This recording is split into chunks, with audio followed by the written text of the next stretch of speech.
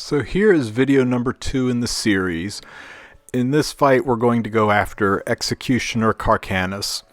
Now at the time of the recording of this video I have fought 4 of the bosses, the Queen, Vera, Karkanis, and Devourer, and unless Council has got some surprises up its sleeves, I'm pretty comfortable to say that this is probably the most difficult of the fights, at least it was for me.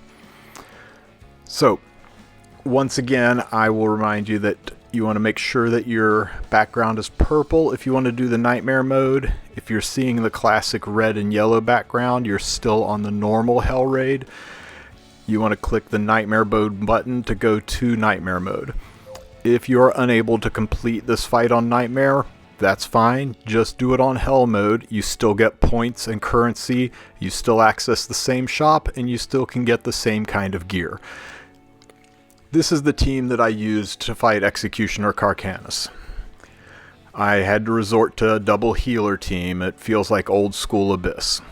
So, my first healer is Diene. I've got 160 free effect resistance on Diene, plus another 25% from her artifact. I'm hovering at 188. 200% would be ideal, but this was as close as I could get, and I didn't want to re-gear my units. I put her on her third EE so that she's got a little bit more CR pushing when she does her S2. This is my Emilia.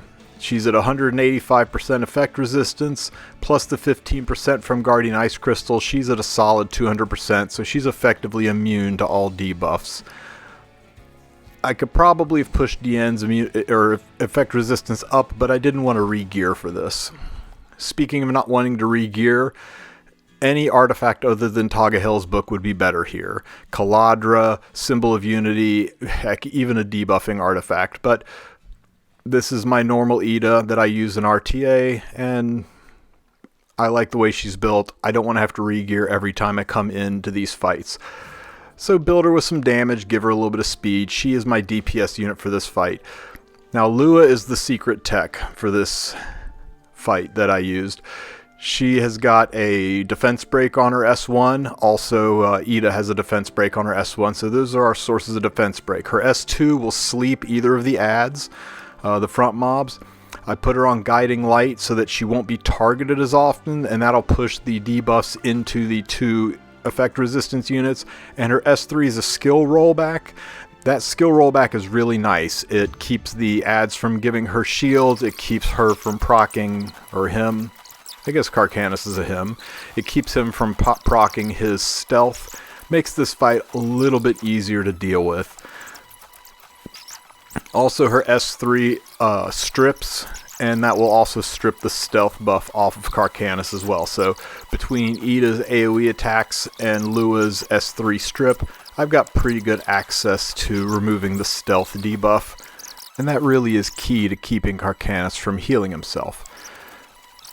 As with all the other teams, I wanted to make sure that this team had the capability of running full auto all the way up to the boss, because if you're going to have to do this every week, you don't want to have to manual any other part of it except for the boss fight.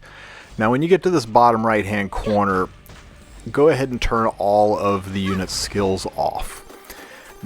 We're still running full auto. We've just turned the skills off to make sure that all of our cooldowns are reset, and when we go into the Karkanis fight, we go in with all of our skills ready to go so we don't have to worry about not having a tool that we may need. Now by the time you reach this corner, you should be right at 23 morale, so we're below the threshold for the very good 10% health bonus, so it's a good time to camp and get our morale up so that we can go into the Karkanis fight with maximum stat bonuses possible. I'm here to rectify the mistakes of the past and prove myself. Whatever trivial problems happen to come up while I'm doing that can just be ignored.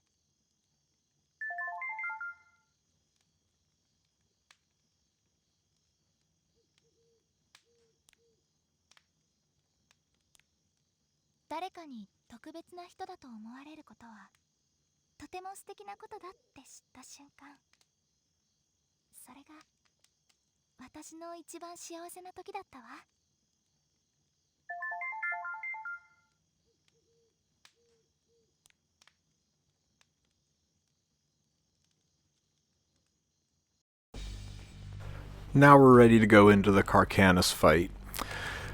In this fight, you want to bring 3 water units. You definitely don't want to go in with non-water ice units, because for every unit that's on your team that is not ice, Karkanis has a 25% chance to counterattack every time you hit them, up to a 100% chance if you run no ice units. So just basically you can't run non-ice units for this.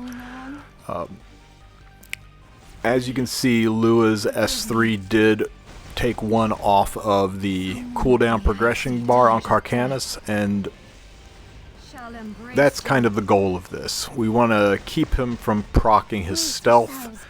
That way we can continue to burst him down and not have to worry about him healing non-stop.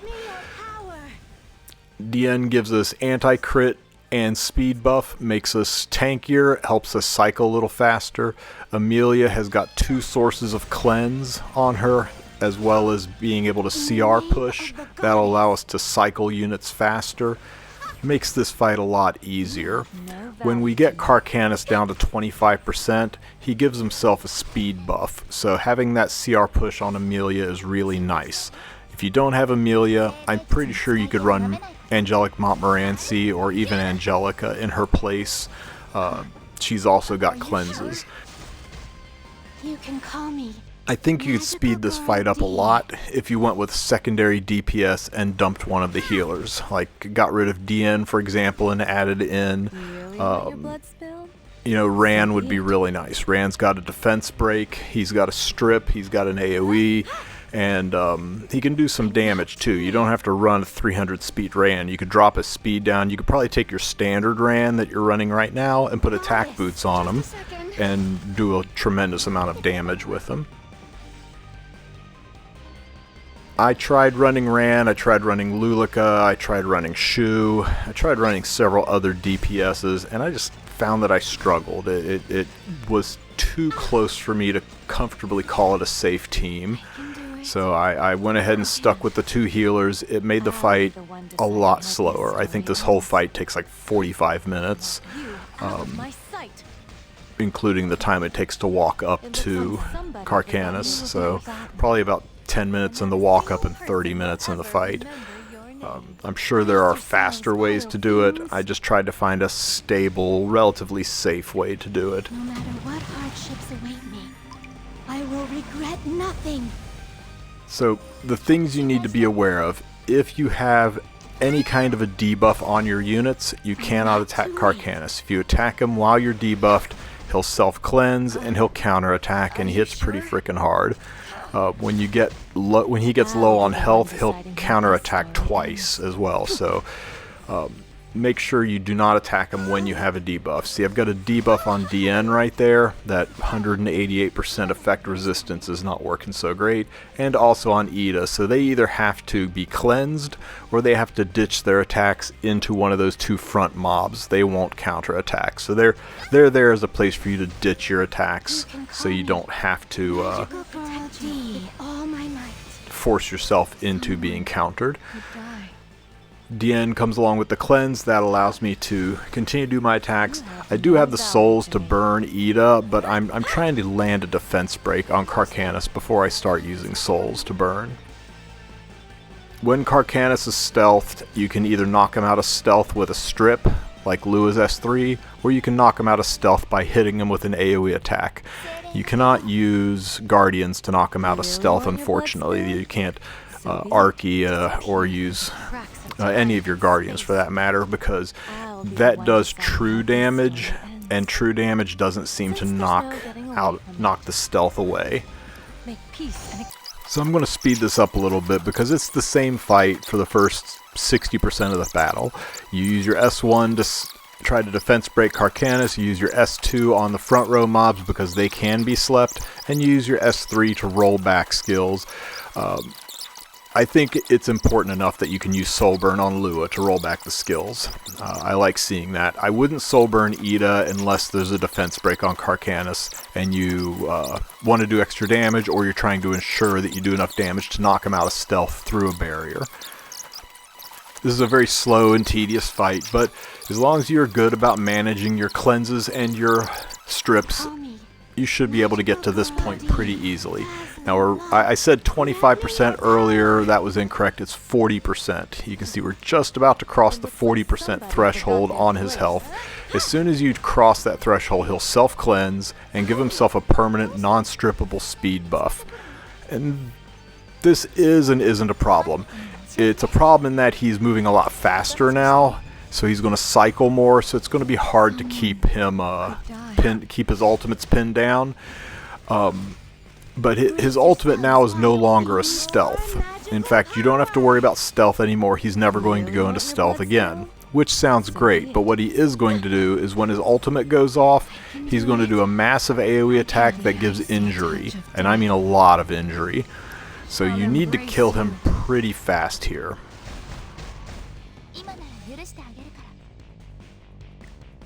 Because units like Ida and Lua don't have a lot of health. Now here's the ultimate attack. He does that one attack, and then he does the second attack, and you can see the barriers really helped me out there, but you can see a little bit of injury on Elena's health bar. You have no value to me.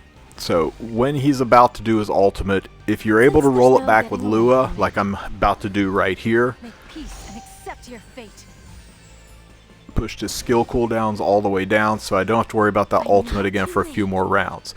But if it's going to happen and you don't have any way to roll it back, use Diene's S2 or Emilia's S3 to put barriers on everybody, and that will reduce the impact of the injury on your health. It looks like there's no time to rest. I don't think using a guardian of any kind is really worth it compared to being able to soul burn Lua, being able to soul burn Ida, even being able to soul burn Diene. I would save your souls just for doing damage and cycling your units and protecting your units. The guardians just take too many souls for too little payout and damage. Are you sure? I'm not too late. I'll illuminate the darkness with the full potential of love. You have no value to me.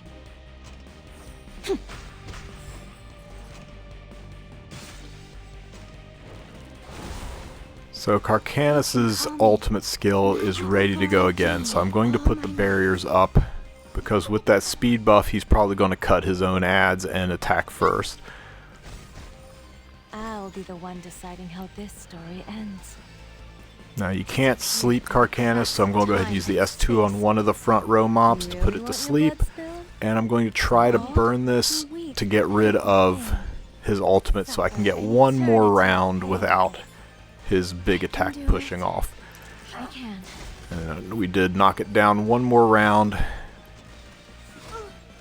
Brace yourselves, vile fiends. Of course, it's back up again, so it's hard to stay ahead of, but the more time we can buy, the faster we can burst them down.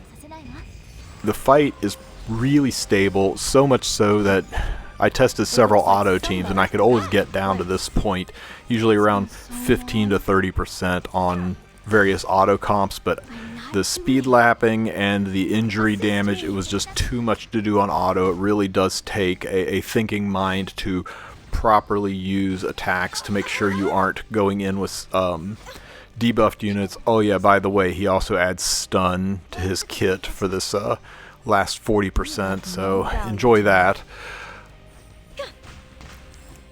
The injury is starting to stack up on Emilia quite a bit. She's lost about 30% of her health bar from it. I can do it. I can. Luckily, the barrier has protected my squishier units. You can call me Magical Girl D. Sparkling, dazzling love, grant me your power!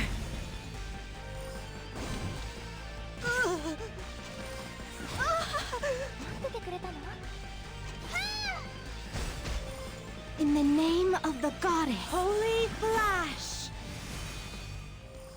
Okay, so I've got some nice fat barriers up from Diene that will hopefully help protect me a little bit from the ultimate attack, which is heading my way.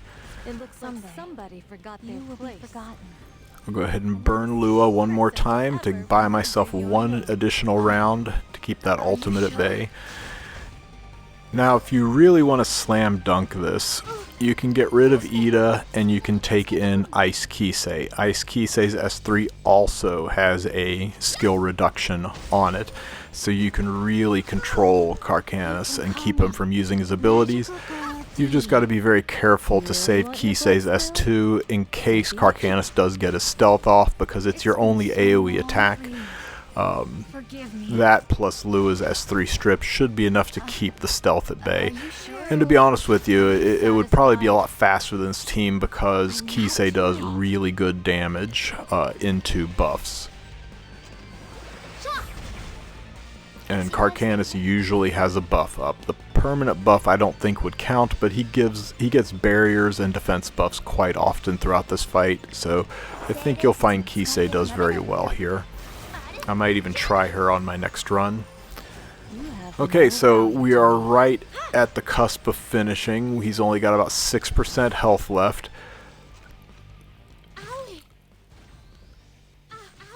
And there's his ultimate attack. That's a lot of injury. I think Emilia is at 50% health already.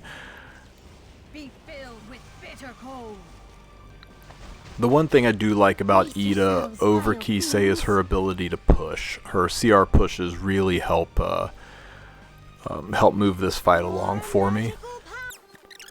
This last 6% for some reason takes a great deal of time to chip away, so I speed up the fight a little bit here, but I want to point this out. Diene gets hit with an attack break.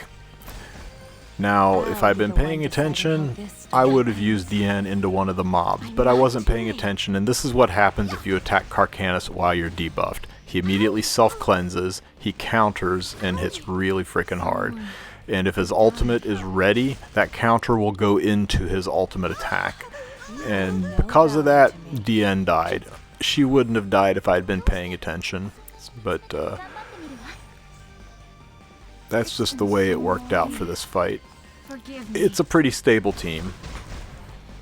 I think it's going to win the majority of the time. I think it takes some very bad RNG for this team to fail. It's just really slow. You can experiment with getting rid of one of the healers, maybe add in Kise, maybe add in a self-sustaining damage dealer like Shu.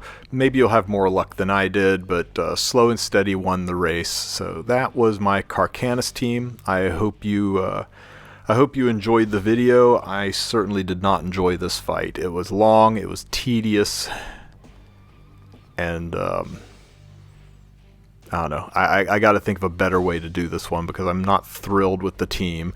I'm thrilled with its success rate, but I'm not thrilled with having a account with gear that's at my current gear level, having a fight take almost an hour to complete, 45 minutes to complete. It just feels excessive for something I gotta do once every month. Anyway, if you have any questions, ask them in the comments section, and if you enjoyed the video, give a like and maybe a subscribe. Have a great one.